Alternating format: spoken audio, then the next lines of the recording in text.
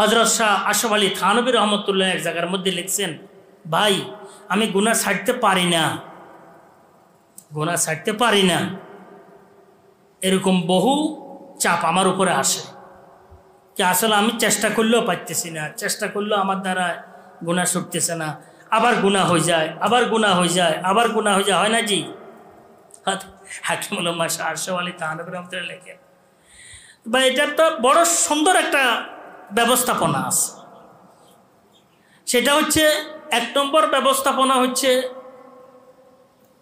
তওবা করা এই নিয়তে যে আমি আর গুনাহ করব না।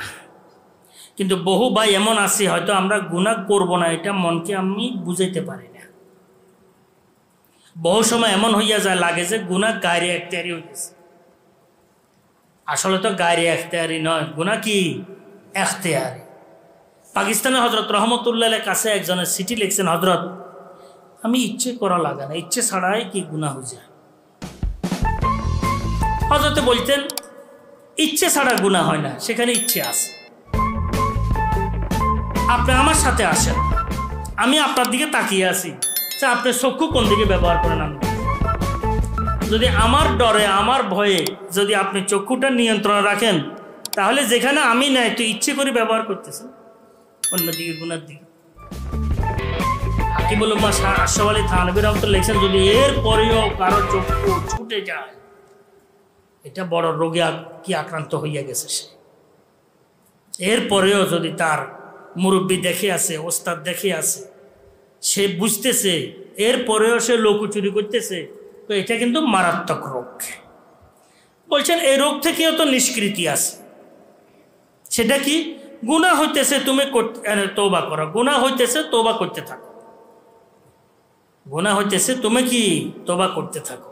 হযরত রহমতুল্লাহ বলছেন, गुनाह मुझको नहीं छोड़ता, मैं तौबा को क्यों छोड़ो।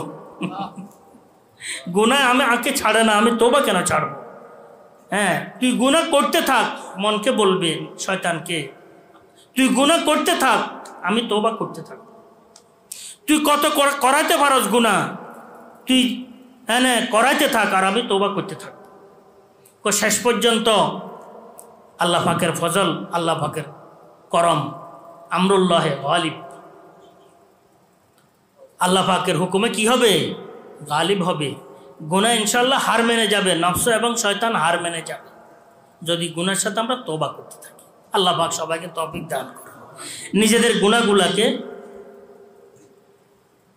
নোট করা দরকার, কোন গুনাহগুলো আমি ছাড়তে পারতেছি না, নোট করা দরকার।